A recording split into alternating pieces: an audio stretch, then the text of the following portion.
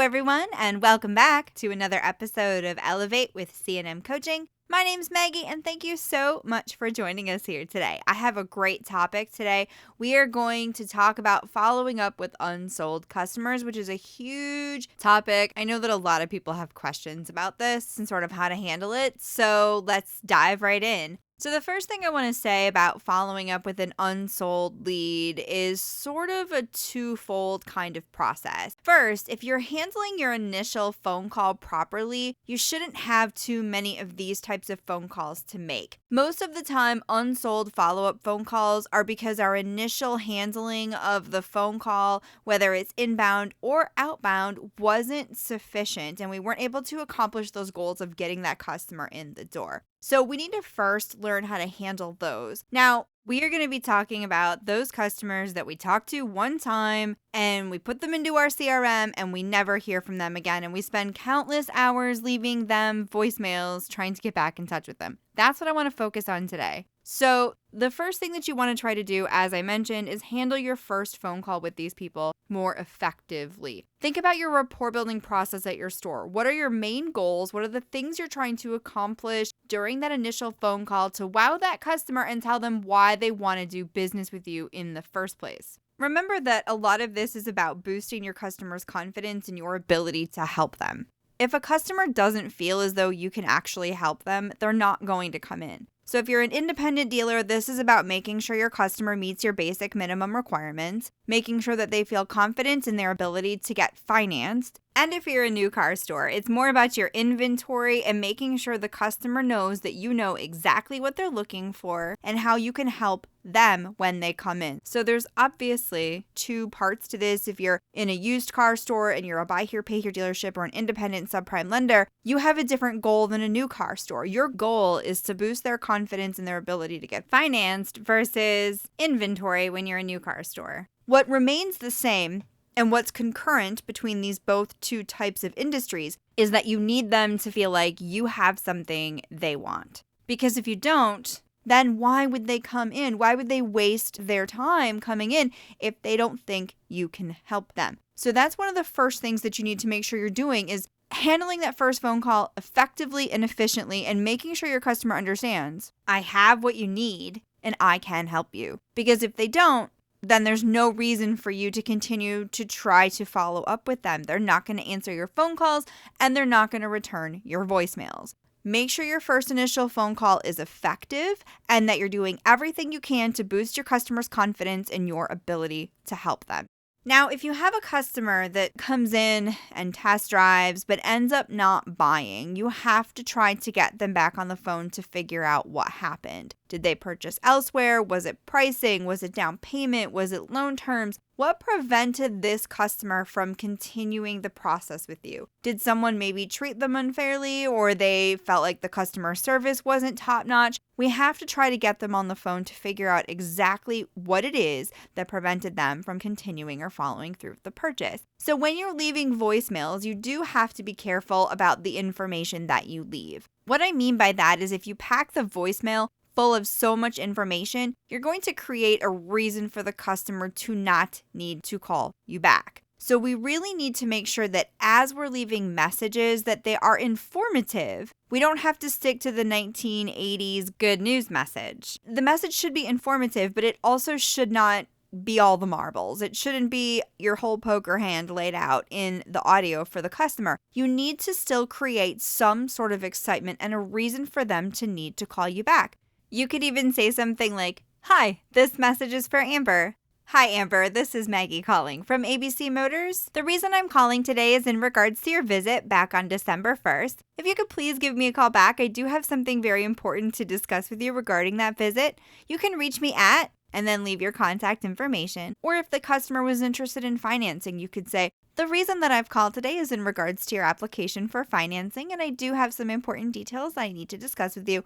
If you could please give me a call back," and leave your information that way. Even if it's on a specific vehicle. "Hey, I received your request for more information on that 2018 Impala. If you could please give me a call back as soon as possible so we can go over the details, that would be great. My phone number is," Be informative. make sure that they feel like they're getting some information, but that they still need to call you back. There still needs to be some sort of curiosity here. Otherwise, they're not going to call you back. Backing up to your initial conversation or even encounter with the customer, if it's happening face to face and then they leave without purchasing, you need to make sure that you're focusing heavily on rapport building. One of the things that I focus heavily on in my training is that people don't buy cars from places, they buy cars from people. And you will hear me say it all the time because it's important to remember that people don't buy cars from people they don't like. So building that relationship, whether it be over the phone or whether it be in person, it needs to happen. And if the customer doesn't like you, you don't have a shot at selling them anything. So make sure you're focusing heavily on rapport building. That is one of the major key components. Get that first phone call, that first interaction, whatever it may be, and make sure that you're getting to know that customer, that you're building rapport, that you're practicing active listening so the customer feels heard and understood by you, and that you get your relationship rolling. Because if you do all of those things right, whether it be on the phone or in person, during that first encounter, you shouldn't find yourself in this position unless there are extenuating circumstances, like they don't have enough money down or the vehicle that they want is no longer available and it's a specialty type vehicle, or inventory is really low and we just don't have something that can accommodate them right now. Those are all circumstances that are most of the time beyond your control. I'm talking and referencing to those situations where the person chooses to not call you back because they didn't feel a connection, or they choose to not call you back because they don't feel like your customer service was top notch, whether that be in person or via phone. These are the things that help them decide where they want to spend their money. Because it doesn't matter if you have a new car customer or a subprime customer, they still have choices. And a lot of times people have this tendency to think, well, they need me more than I need them. And I say this again all the time, that is just not true. There are options. There are different places people can go to, even if you're the only buy here, pay here dealership in your town, or you're the only Chevrolet store in your town, there are other options. You're not the only place. So even if you are the only place, try to be the business that people want to spend their money in. Now, the second portion of this is how we actually handle the phone call. Provided we're not just leaving messages after messages after messages, we want to make sure that if we actually get them on the phone, that we take this opportunity to handle the phone call correctly. Now, one of the first things that I usually hear people say is, "Hi, this is Maggie calling from ABC Motors. I'm calling to see if you're still in the market for a vehicle." This is such a common question that I hear people saying at the beginning of outbound unsold follow-up calls. And it drives me bonkers because it is one of those questions that's held over from the 80s. And the reason I don't love it is because I do think that there are some questions that can use an update. Obviously, we're going to continue to use techniques that actually work, but this isn't some groundbreaking question that we're asking. It's very easy to update your verbiage here to make it more current. If you're talking to someone that called 2 or 3 days ago and you're like, "Hey, are you still in the market for a vehicle?" It just sounds odd and awkward. Now, if it was 6 months ago, yes, I can absolutely see asking the customer that question. But if it's been under a week, instead of saying, "Are you still in the market for a vehicle?" I would say, "Hey, how's your vehicle search going? Have you found anything?" Because that's really what you care about. That's really the reason that you've called.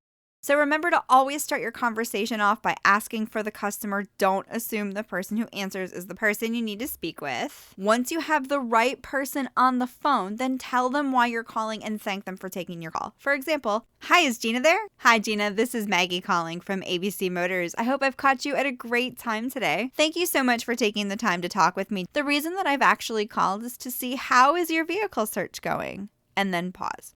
This is key because you always want your customer to hear that last question and then respond based on instinct and logic. So end it with, "How is your vehicle search going?" which will open things up for you. If they purchase elsewhere, you're probably going to want to ask them where, what made them decide to purchase from them versus you, and keep track of these things. If it's a personnel issue or if it's a salesperson issue, we have to know those things. If it's a pricing issue, we have to know those things so we can be more competitive. It's important to find out why these people didn't pick us or what happened. So you do need to try to still do follow-up calls and get the customer on the phone. But if we handle our initial phone call more efficiently, you should be able to see direct results in accomplishing your goals moving forward. So make sure when you do finally get that customer on the phone that you try to figure out what the reason was they didn't purchase from you. Learn how to overcome and handle those objections, which is another topic for another podcast on another day. And really focus on building that relationship back up with that customer, especially if they haven't purchased yet. Invite them back in. There's no reason we can't try to improve upon the process and improve upon the relationship and continue to build it, especially if they haven't purchased. And even if they have, it still means at some point in the future they may know someone that needs to buy a vehicle, or if they maybe made a poor decision and chose one of your competitors that's sort of well known for having issues with vehicles, they may end up needing a vehicle relatively soon again as well themselves. So always try to plan for the future. Keep your customer service really top notch so your customer feels as though we value them. And we do want to ensure that we put processes in place, follow a word track in your initial inbound and outbound phone calls so you're doing the best you can to accomplish those goals so that you don't have to make tons of follow-up calls, which typically result in voicemails. So just a quick recap: improve your initial phone calls for efficiency. Practice leaving a voicemail that's enticing and informative but doesn't give away all of the information, which creates no reason for them to need to call you back. And when you do place your follow-up calls, remember, don't ask the customer if they're still in the market for a vehicle. Instead, ask, how is your vehicle search going?